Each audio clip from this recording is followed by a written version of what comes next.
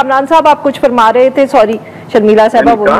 اس میں باقاعدہ جو ہے نا وہ سپلیمنٹری ایجنڈے کا نوٹس نہیں ہوتا لوگوں کو.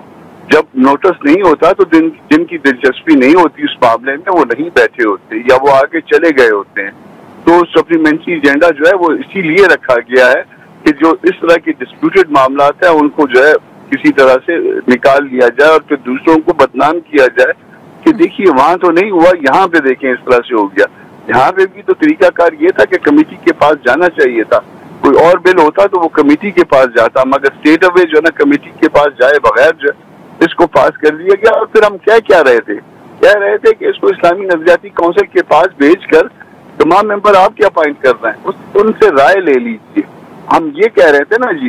اور رائے لینے کے لیے ہمارے پاس وجہ کیا تھی؟ وجہ یہ تھی کہ حضرت عائشہ کا نکاح میرے نبی کے ساتھ، تو اگر میرے نبی کے ساتھ ان کا نکاح جو ہے وہ ایک مخصوص ایج میں درست ہو سکتا ہے تو اس میں رائے لینے میں تو کوئی تکلیف کسی کو کوئی پرابلم نہیں ہونا چاہیے.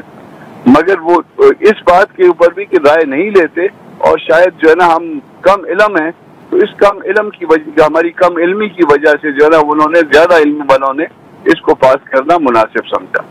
جی شرمیلا صاحبہ آپ نے بات سن لی کامران صاحب کی. would you like to respond to it؟ کیونکہ وہ کہہ رہے ہیں کہ بحث نہیں ہوئی، جو مجھے ان کی بات سمجھ آ رہی ہے کیونکہ وہ سپلیمنٹری ایجنڈا میں آیا. دیکھیے عارفہ صاحبہ، اس بل پہ پچھلے 12 سال سے بحث ہو رہی ہے قومی اسمبلی میں. پچھلے 12 سال سے، مجھ سے پہلے شاید 2-3 لوگوں نے 12 مہینے سے، جی 12 سال سے 12 ایئرز. یہ 2013 میں سندھ میں آیا تھا، اس کے بعد قومی اسمبلی میں اس کو 2-3 لوگوں نے پاس کرانے کی کوشش کی. اس پہ ڈیبیٹ ہوتا رہا اور یہ بل غائب ہو جاتا تھا، قومی اسمبلی سے غائب ہو جاتا تھا بل. سینٹ سے پاس ہوا یہ بل، ایک دفعہ شری رحمان نے پاس کروایا اور پھر وہ قومی اسمبلی آیا، غائب ہو گیا. اس بل پہ 12 سال سے ڈیبیٹ ہو رہی ہے. اس عمر کے 16 سے 18 سال لڑکی کی عمر ہونی چاہیے. اس پہ نہ جانے کب سے ڈیبیٹ ہو رہی ہے. صرف پاکستان میں نہیں ہو رہی، دنیا کے دیگر ممالک میں ہو رہی. اس وقت یہ قانون رائج ہے جارڈن میں، اسلامی ملک ہے نا، ٹونیشیا کے اندر، ملیشیا کے اندر، ایران کے اندر. مجھے بتائیے کیا وہ اسلامک کنٹریز نہیں ہیں؟ اور دوسری بات، سب سے اہم بات عارفہ صاحبہ، میں بار بار اس بات پہ ایمفسائز اس لیے کر رہی ہوں کہ یہ ایک اسلامی معاملہ نہیں ہے. Everything does not have to go to the council of Islamic ideology. ہر چیز کے اندر شریعت، ہر چیز کے اندر اسلام نہ ڈالیں. یہ ہیومن رائٹس کا معاملہ ہے. ایک بچی کی شادی آپ کر دیتے ہیں کم عمری کے اندر، اور وہ بچی جو ہے وہ بیچاری غربت کے مارے ان کے ماں باپ اس کو بھیج دیتے ہیں اور اس کی شادی ہو جاتی ہے، اور وہ بچی خود ایک بچہ پیدا کر کے اپنی نہ وہ بچہ پال سکتی ہے نہ وہ اپنے آپ کو سنبھال سکتی ہے. For God sake please be on the right side of history. دیکھیں یہ اس پہ کوئی کنٹیسٹ کرنے والی بات ہی نہیں ہے. یہ ایک ایسا معاملہ ہے جس کے اوپر دنیا بات کر رہی ہے اور دنیا اس پہ قانون سازی کر رہی ہے. It is nothing to do with the west. آپ کے اسلامک ممالک نے اس کے اوپر قانون سازی کری ہے، تو کیا وہ ہم سے کم اسلامک ہیں؟ ہم زیادہ ہیں؟ دیکھیں ہر چیز کے اندر معذرت کے ساتھ پلیز شریعت کو نہ لائے کریں. اور شریعت آ چکی ہے اس کے اندر، کیونکہ یہ میں نے آپ کو بتایا میرا جو سندھ کا بل تھا قانون جب وہ پاس ہوا تو فیڈرل شریعت کورٹ میں چیلنج ہوا، اور فیڈرل شریعت کورٹ کی یہ ججمنٹ ہے. اس سے آپ مجھے ایک بات بتائیے، اس سے بڑی کورٹ کون سی ہوگی جو یہ ججمنٹ دے گی آپ کو، جو وہ کہہ رہے ہیں کہ یہ قرآن اور سنت کے مطابق ہے. So this is as simple as that. Let's not make a good thing controversial. Let's be on the right side of history. بالکل صحیح کامران صاحب، یہ تو بہت اہم نقطہ ہے کہ اگر یہ کوئی اعتراض کرے بھی تو جب فیڈرل شریعت کورٹ نے خود ہی کہہ دیا کہ اس میں کوئی ایسی بات نہیں ہے، یہ اسلام کے خلاف نہیں ہے، تو پھر تو تسلی نہیں ہو جانی چاہیے ہماری. میں کامران بھائی کو وہ ججمنٹ بھیج دیتی ہوں، آپ پڑھ لیں، تسلی کریں. میں تسلی سے پڑھ بھی لوں گا، اور ممکن ہے کہ معاملہ پھر کہیں عدالتوں میں لے کے جانا پڑے. اور اگر فرض کر لیجئے کہ کوئی عدالت جو ہے وہ کوئی غلط فیصلہ دے دیتی ہے تو اس کو ری وزٹ کرنے کا اختیار ہوتا ہے نا کسی نہ کسی سٹیج پہ. ہماری سپریم کورٹ تک بھی جو ہے نا اکثر اپنے فیصلوں سے جو ہے نا رجوع کرتی ہے، ری وزٹ کرتی ہیں اس کو.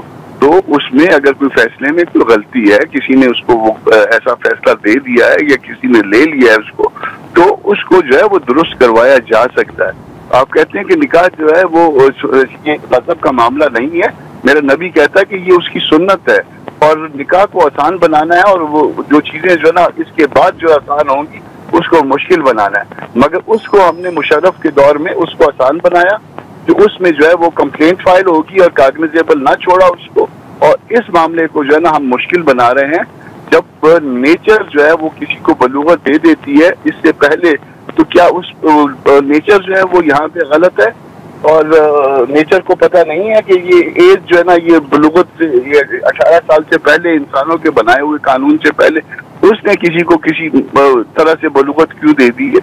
تو اس طرح سے جو ہے وہ مذہب کے معاملے کو مذہب کا معاملہ ہی رہنے دیجیے، غیر اس کا یہ کوئی ایسا سماجی معاملہ نہ بنائیے. یقیناً اس معاملے کا تعلق سماج کے ساتھ ہے، مگر یہ پیور مذہبی معاملہ بھی ہے اس کے ساتھ ساتھ. بٹ سینیٹر صاحب، جو یہ شرمیلا صاحبہ نے بھی بات کی کہ ہیومن رائٹس کا بھی یہ بہت اہم معاملہ ہے، صرف پیوبرٹی کا تو سر نہیں ہے نا. جیسے وہ کہہ رہی تھی کہ بچی کمزور اگر ہوتی ہے تو پھر بچے کو بھی جتنی غذا ملنی چاہیے یا ماں سے نرشمنٹ ملنی چاہیے وہ نہیں ملتی. یہ بھی وہ ذکر کر رہی تھی. معلوم نہیں آپ اس وقت ماں باپ سے زیادہ جو ہے نا، ماں باپ سے زیادہ کوئی ان کے ساتھ جو ہے نا، ان بچوں کے ساتھ لائل کوئی بھی نہیں ہوتا جو ان کا نکاح کرتے ہیں. اسلام میں یہ پرمیشن ہے ولی کی مرضی کی. اسلام میں یہ پرمیشن بھی ہے، یہ شاید اسلامک جورسپروڈنس میں جا کے دیکھ لیں کہ جب وہ بچی اگر اس کا بالغ نہ ہو اور نکاح کیا گیا ہو اور اس کے بعد وہ اس بنا پہ اس بنیاد پہ اپنا نکاح فسخ کروا سکتی ہے کہ اس کا نکاح جو ہے بلوغت میں نہیں ہوا تھا اور میں اب اپنے نکاح کو ختم کرتی ہوں. یہ بھی اسلامک جورسپروڈنس میں ہے. تو یہ سارا کچھ جو ہے نا پھر ہمارا مذہب شاید نہیں جانتا تھا جو ہم لوگ آج کے لوگ جانتے ہیں. پھر اسی طرح سے اس کا جواب یہی ہو سکتا ہے. شرمیلا صاحب، I don't know if you want to comment on this, but یہ بتائیے گا کہ اب یہ قانون تو ہاں جی پلیز فرمائیں. ہاں جی، میں بار بار ایک بات کو دہرا رہی ہوں کہ پلیز یہ مذہبی معاملہ نہیں ہے. جسمانی بلوغیت کا مطلب یہ نہیں ہے کہ آپ 12 سال کی بچی کی شادی کر دیں.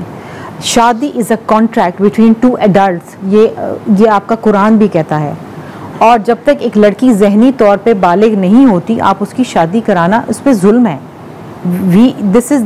یہ ناانصافی ہے، یہ ہیومن رائٹس وائلیشن ہے.